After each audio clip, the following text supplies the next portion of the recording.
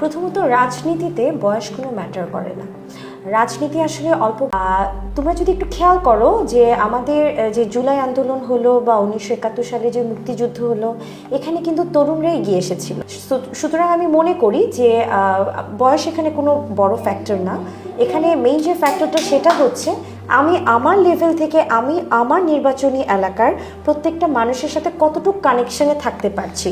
তো সুতরাং তরুণরাই পারে সব কিছু করতে। তরুণরা অনেক বেশি এনার্জেটিক হয়, তারা যে কোনো অন্যায়ের বিরুদ্ধে প্রতিবাদ করতে পারে, যে কোনো দুর্নীতির বিরুদ্ধে প্রতিবাদ করতে পারে এবং তারা অনেক বেশি সাহসিকতার সাথে কাজ করে। আছে প্রচুর নারী ভোটার আছে যারা নির্বাচনে ভোট দেওয়ার জন্য মুখিয়ে আছে। সুতরাং আমার প্রথম এবং প্রধান কাজ হচ্ছে তারা যেন নির্বাচনমুখী হয় এবং ভোটের দিন ভোট কেন্দ্রে উপস্থিত হয়ে সুষ্ঠু নিরপেক্ষ ভোটের মাধ্যমে তারা তাদের পছন্দের ক্যান্ডিডেটকে নির্বাচিত করতে পারে। বাংলাদেশ জাতীয়তাবাদী দল সবসময় গণমানুষের কথা চিন্তা করে। সুতরাং বাংলাদেশ জাতীয়তাবাদী দলের যেই মতামতটা থাকবে সেটা অবশ্যই আমার শেরপুর সদর 1 আসনের সর্বস্তরের মানুষের মতের সাথে মিল খাবে। একজন ভোটার হিসেবে আমি ডাক্তার প্রিয়াঙ্কাকে এই কারণেই ভোট দিতাম। প্রথমত আমি একজন উচ্চশিক্ষিত মানুষ চাই, যিনি পুরো এলাকার দায়িত্ব নেওয়ার মতন হাল ধরতে পারবে। দ্বিতীয়ত আমি অবশ্যই চাই একজন অনেস্ট ক্যান্ডিডেটকে, যে সৎ এবং সাহসিকতার সাথে দুর্নীতির বিরুদ্ধে কথা বলবে। এবং থার্ড অফ অল, একজন নারী ভোটার হিসেবে আমি অবশ্যই একজন নারী ক্যান্ডিডেটকে চাই। মেডিকেল সেক্টর এবং রাজনীতিবিদ হিসেবে আমি দুইটাকে আলাদা করে দেখতে চাই না, কারণ দুটোই মানুষকে নিয়ে কাজ। মেডিকেলে যেটা হয় যে আমি আমার রোগ এবং প্রতিদিন হয়তো বা আমার 8, 10, 20, 30টা পেশেন্ট দেখতে হয়, এবং একজন জেনারেল সার্জন হিসেবে হয়তো বা আমি 2 থেকে 3টা অপারেশন করে থাকি পেশেন্টের পেইন রিলিফের জন্য, সাইন সিমটমস কমানোর জন্য। একইভাবে আমি যদি রাজনীতিবিদ হিসেবে চিন্তা করি, সেখানে আমার জনসাধারণের কষ্ট দূর করার জন্য, কষ্ট লাঘব করার জন্য, সে যেন একটু ভালো থাকতে পারে, 2 বেলা 2 মুঠো খেতে পারে, কর্মসংস্থান, শিক্ষা, বাসস্থান, চিকিৎসা সব কিছুর দিকে যেন সে ফুলফিল। সুতরাং আমি দুটাকে মানুষ সেবা হিসেবে দেখি, জনসেবা হিসেবে দেখি।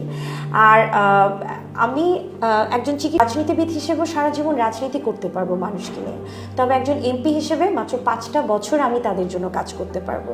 ধন্যবাদ। আসলে একজন নারী সবই পারে, আর আমি যেহেতু চিকিৎসক, সুতরাং চিকিৎসা সেবার পাশাপাশি ফ্যামিলিকে মেনটেন করাটাও আমার যেরকম দায়িত্ব, একইভাবে একজন রাজনীতিবিদ হিসেবে আমার শেরপুরের প্রত্যেকটা পরিবারের হাল ধরাও কিন্তু আমার দায়িত্বের মধ্যে পড়ে। বাবা জেলে ছিল এবং প্রায় 3.5 বছর জেল খেটেছে। তার অনুপস্থিতিতে আমার তার রাজনৈতিক মাঠ ধরে রাখতে হয়েছে, তার ব্যবসা বাণিজ্য দেখভাল করেছি, তার মামলাগুলো আমি দেখভাল করেছি, একই সাথে তাকে জেলখানায় দেখতে গিয়েছি। পাশাপাশি আমি আমার পোস্ট গ্রাজুয়েশন ডিগ্রিও করেছি, তখনও আমার ফ্যামিলিকে আমার মেনটেন করতে হয়েছে। সুতরাং বাবার বাড়ি, শ্বশুর বাড়ি, নিজের বেবি থেকে শুরু করে প্রত্যেকটা জিনিস হ্যান্ডেল করার যে সিচুয়েশনটা, সেটা 18 সাল থেকে আমার মেনটেন করে আসতে হয়েছে।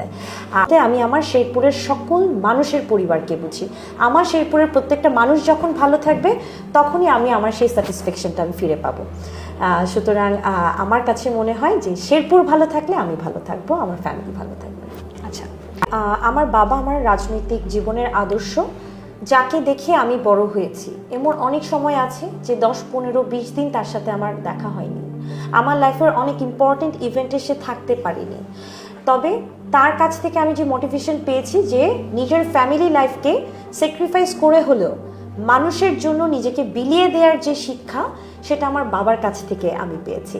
আর সেই মোটিভেশনটা আমি তার মাধ্যমেই পেয়ে আমি কিন্তু রাজনৈতিক মাঠে নেমেছি, এবং আমি চাই যে আমার লাইফের সকল সাকসেস তখনই আসবে আমি যখন শেরপুরের মানুষের জন্য কিছু করতে পারবো, ঠিক আমার বাবার পথ ধরে।